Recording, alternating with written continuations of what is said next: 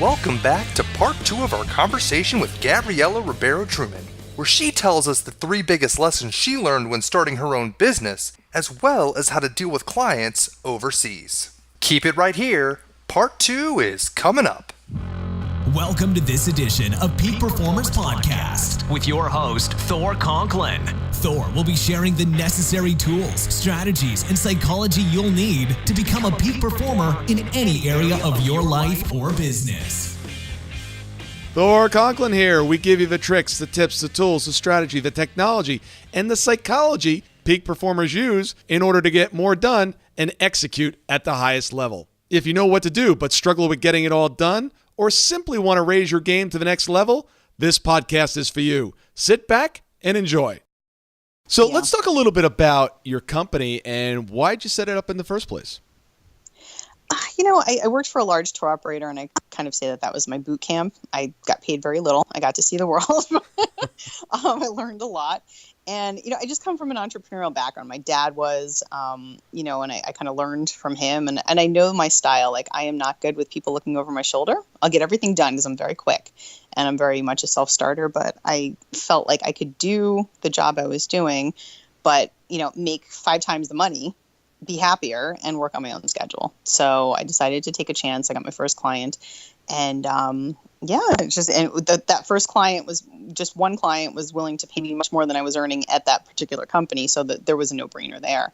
And, once I figured out I could do it for one, I said, okay, let me take on another one. And I realized I could make a life out of that. So let me get this right. So your first client paid you more than your full-time job was paying you. Correct. That's awesome. So I jumped ship, but it's a little different. You learn lessons. Like that didn't, I got like dollar signs in my eyes. I'm like, wait a minute, but I don't have health insurance now, and I'm on my own. That's right. Things. So things that you learn, and thank goodness I was in my 20s when I learned them. It was just, I realized that everybody's got to pay their dues, and that job that I had in an office taught me so much. It taught me I don't belong in an office, number one. Number two, I'm just so much, I thrive when I can be creative and do things on my own and have the power to suggest and really form deep relationships with my clients whereas the sky's the limit and you work, for a corporation and you're very much put down all the time. You're in a box and, figuratively and literally, like you're working in a cubicle, a box, and your job is put in a box and you're just there to take orders. And I don't play well like that. I'll put it that way. You don't play well in the sandbox. I play, if it's the groups that I'm working for that I believe in, absolutely. But in a corporate sandbox, no. All right. Well, you're from North Jersey. So, that just kind of goes with the category. I love having a conversation, too, with someone where I can say water and Washington and daughter. And it doesn't sound, odd. Some people are like, what did you just say? Did you just put an R into Washington? I know. I frequently get asked to repeat words, so I'm used to it. So that's refreshing. So what are some of the lessons that you learned early on? There's so many people that are listening today that have started businesses, and they're going through the normal cycle, right? That is working hard, not making a lot of money, and then one day it just starts to gain traction and it starts to take off. You weren't in that situation. It immediately took off. But what were some of the lessons that you learned early on that you just weren't prepared for?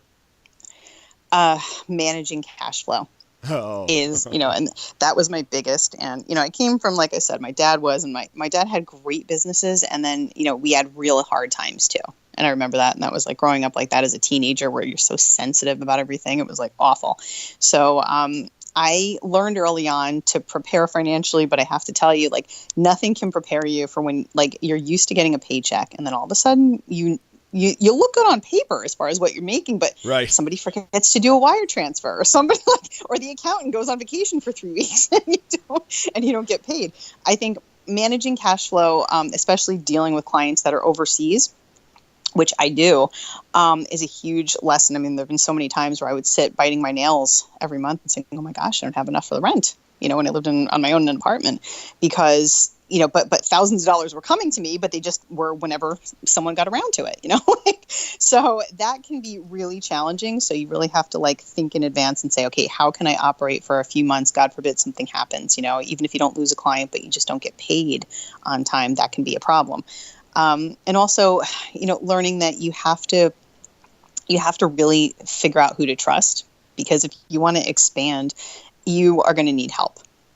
And, that's for me, that was like such a stepping stone for me, is hiring that first person, because I could have stayed the way I was, and that's fine. But I always knew that if I wanted to grow, I have to find someone I can trust with my life and, empower them to be able to work this for me so I can open up and do what I need to do.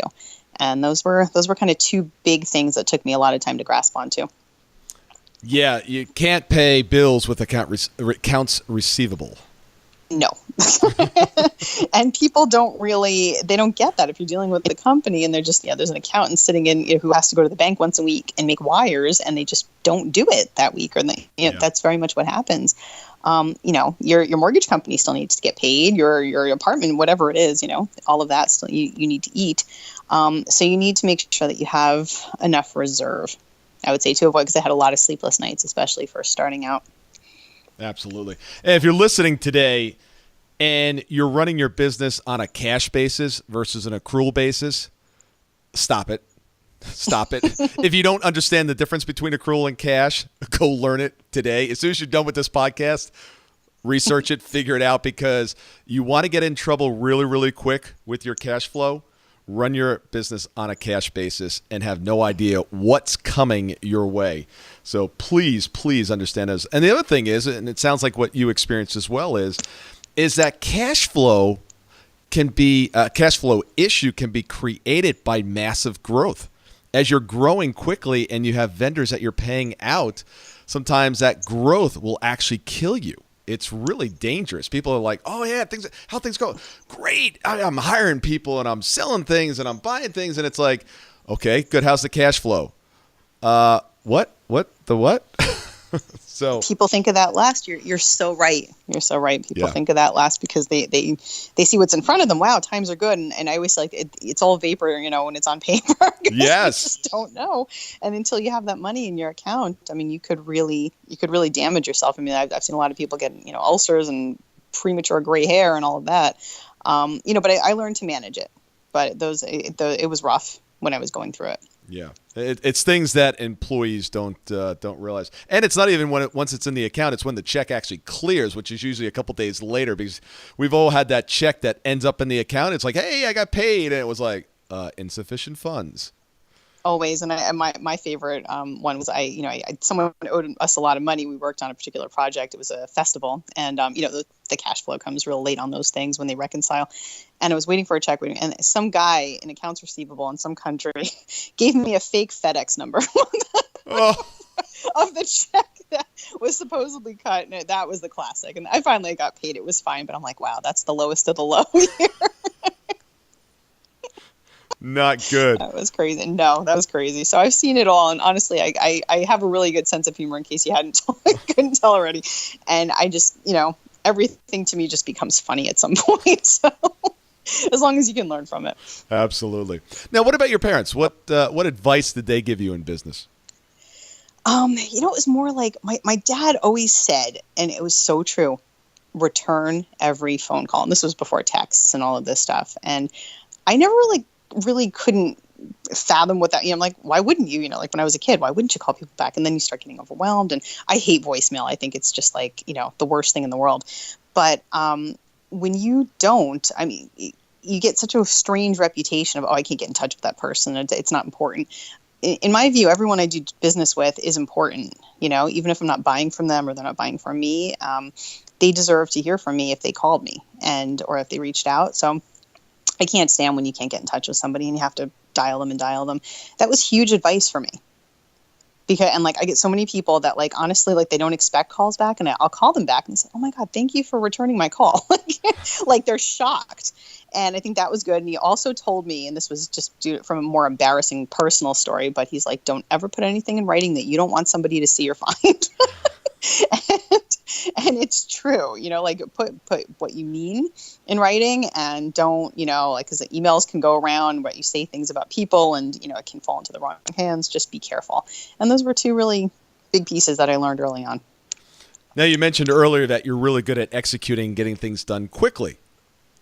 What's something that just isn't your isn't your strength? Teaching. Teaching, really? 100%. I have like patience to a point. I have patience with people like on an emotional level. But when I hire somebody, and I'm very careful about who I bring into my team, and there's only a small group of us, and we have a real good synergy. I know that I suck at teaching. Like I know that. And I need people who are very big self-starters that I can just tell once or twice. I'll always be here to back them up. I'm always here. I'm always a phone call away. I'm here. But I need somebody to kind of understand my way of thinking and be on my brainwave, I'd say, and know what I need and just go do it. Yeah, it was interesting. I was looking at something today, and I'm sitting there. I'm like, everybody, delegation, of course, is very tough. Most people don't know how to delegate. Most people don't do it correctly, and they really mess that up, including myself years ago. And I realized that, with my entire team, and I think with every employer, we're looking for 4 things, and I put them down as the 4 C's. The first one is, when I'm delegating or giving something to a team member, I want to make sure that they capture it. Then secondly, I want to make sure that they completely own it. I don't want to own it anymore. I want you to own it. I want you to run with it. I'm here to help you. And then I want it completed. I mean, just 100% done, completed. And then I want you to come back and I want you to close the loop for me so I know it's done. And if you can do those 4 things and take that off my list, Matt, you are extremely valuable. Yeah, delegation is hard, and that is like exactly what you described as the true essence of delegation, like letting go enough to be like, I trust you. Yeah. You got this, if you screw something up, I'm going to be here. I'm going to help you, we'll fix it. I got to beat you first. Yeah, exactly. And you'll never do it again, but you got this. And that's the delegation is hard, especially when it's your own company, it's your name on it. And you're trusting somebody else who isn't as invested as you, to carry it forward. So I agree with you. That's a hard one. Well, it's funny with delegation is, and the 4 C's are a little different than delegation because that one is completely getting off your desk. But delegation, and this is where a lot of people miss this, is when you delegate something, the person doing the delegation still owns the task. They're just getting somebody else to help them along with the process. And you've got to check in with the people along the way. It's not, what do we like to do, right? We like to just give it to them and go, okay, it's yours, goodbye, I'm all done, see ya. Oh yeah. But it's really about staying involved in the process, checking in and letting them know when you're going to check in and making sure you understand how it's going, as opposed to just checking back in a month later and go, hey, that thing that I gave you a month ago, how is it going? Oh, I had a question about that. I didn't start it. Yeah, and I think when it's your own business, you tend to hover anyway. Like you're like the helicopter parent, even if you don't want to be. Yeah. It's your own thing. No question. So what do you credit for helping you get stuff done? I just work fast. It's just natural. It comes easy to me that I can do many things at once. My computer, it's funny. It's such a representation of me. There's like 1,000 windows open and I'm constantly alt tab. Like I'm working like on, and I don't make like a lot of to-do lists, with like, okay, now I'm only going to work on this. Like I have no structure for time management, but people crack up because like, how did you get all this done? It just gets done. Like I don't need a timer. I don't need to set my computer to remind me things. Like, I don't know. It's the brain I was given. I wish there was a method that I could explain to you, but it's just some people, have this and that or whatever. That's, I'm not a super athlete, but my brain is like world-class Olympian as far as task management. Now, do you end up eliminating all the other distractions that are coming in, or you allow the distractions, you're able to deal with those? They flow. I check emails constantly, obsessively. And I'm able to just kind of go with the flow. And I work like, strange hours. I get up really, really early. And that time for me is so critical because a couple of things. No one else is, kind of up here. So I'm not getting texts from friends or this, or, everybody's still asleep. My daughter's asleep. So I can do all that from like 4:30 or 5 a.m. until the time I have to get going. And most of my clients are overseas. I'm in the marketing company, so I need that time to talk to them. Otherwise, I miss a day. If I dare start my day at 9, then they're gone. The ones in India are gone for the day, and the ones in Asia are gone for the day. So I kind of have to. So training myself to do that was really beneficial. That I felt like I had some extra time to get things done. And I think just being flexible. Like like I said, 100 times, I'm a mom. I am taxi driver from 3:20 on. I'm at gymnastics. I'm at this. So I'm the mom with the laptop in the corner. Like I'm not socializing, having coffee and chatting. That's what I'm doing, or I'm working in my car. Whatever it takes to get it done. Now, highly productive people always say that they learn how to say no to things so they can say yes to the really important. And I'm sure even as you're multitasking there, you're saying no to a lot of things. How do you determine what to say yes to and what's most important? I say yes to things that mean something for the heart. Anything for my child is number one, and anything to do with travel. Like I travel all the time, very frequently. So those are easy things to say yes to. And what I've been doing a lot of focus on lately is networking. And that was something I wasn't doing nearly enough of in the past. So those are easy things rather than just go hang somewhere and have a cup of coffee. Like always, friends come first, and that's fine. I always make time in my week for 2 or 3 lunches and catch ups with friends. But I've been sort of like creating space. I'm blessed to live very close to New York City, and there's something going on almost every night. Yeah. As far as that goes. So just really making efforts to kind of break into different circles, meeting a lot of new powerful women, that are really inspiring. So those things are really easy to create space for because they make me feel good, and I feel like better connected and better able to learn more lessons, I'd say, to help my business. What are some of the lessons or advice would you give entrepreneurs in dealing with overseas organizations? You're going to have to adjust your schedule.